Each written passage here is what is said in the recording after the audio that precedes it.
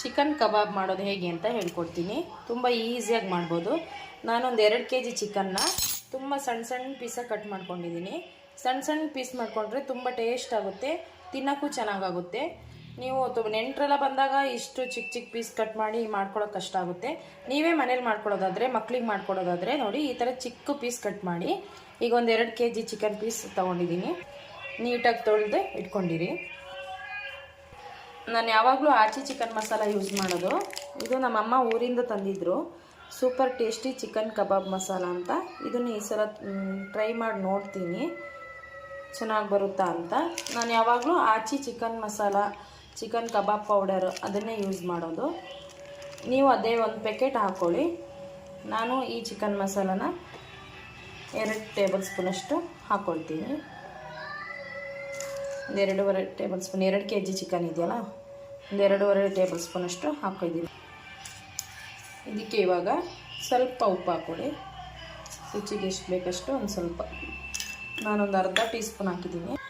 ಇದಕ್ಕೆ ಇವಾಗ 1 ಟೀ ಸ್ಪೂನಷ್ಟು ಅಚ್ಚ ಪುಡಿ ಹಾಕ್ಕೊಳ್ಳಿ. ಒಂದು 1/4 ಟೀ ಸ್ಪೂನಷ್ಟು ಅರಿಶಿನ ಪುಡಿ ಹಾಕ್ಕೊಳ್ಳಿ.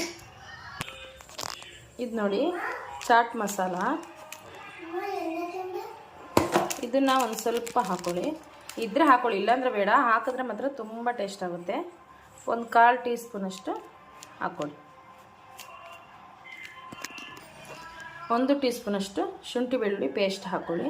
ಇದಕ್ಕೆ ಇವಾಗ ಕಾರ್ನ್ಫ್ಲೋರು 2 ಟೀ ಸ್ಪೂನಷ್ಟು, 2 ಟೇಬಲ್ ಸ್ಪೂನಷ್ಟು ಹಾಕ್ಕೊಳ್ಳಿ.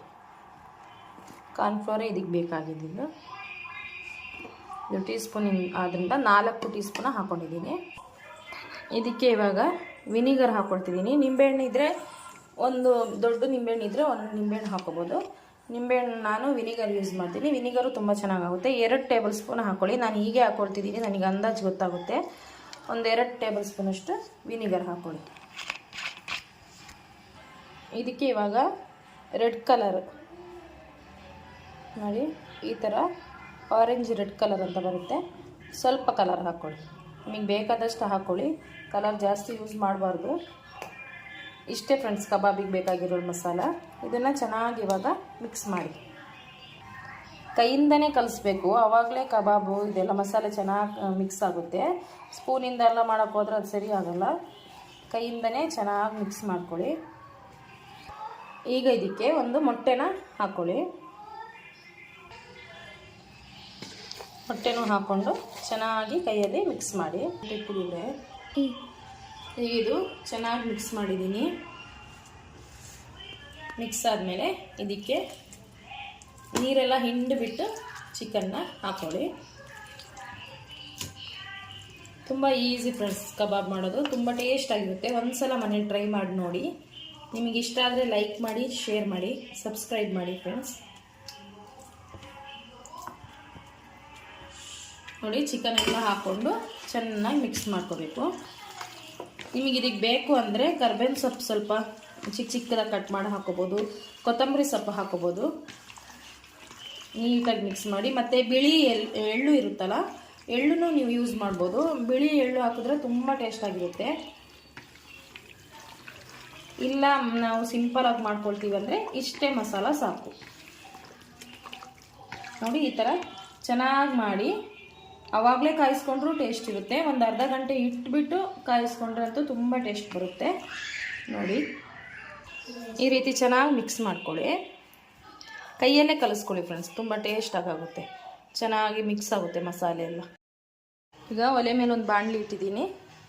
ಕಬಾಬ್ ಕಾಯಿಸ್ಕೊಳ್ಳೋಕ್ಕೆ ಎಣ್ಣೆ ಹಾಕೋಣ.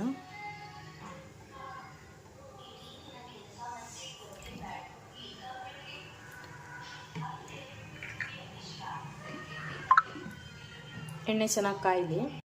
ಈಗ ಎಣ್ಣೆ ಕಾದಿದೆ. ಇದಕ್ಕೆ ಚಿಕನ್ ಹಾಕ್ಕೊಳ್ಳಿ.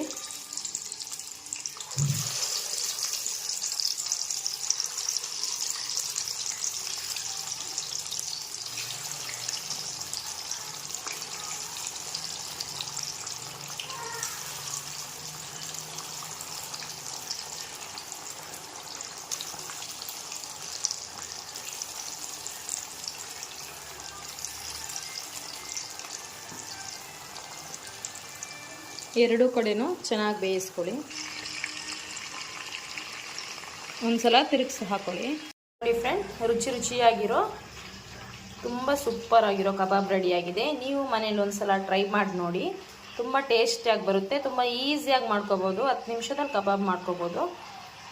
ಈ ವಿಡಿಯೋ ನಿಮಗೆ ಇಷ್ಟ ಆದರೆ ಲೈಕ್ ಮಾಡಿ, ಶೇರ್ ಮಾಡಿ, ಸಬ್ಸ್ಕ್ರೈಬ್ ಮಾಡಿ. Thank you.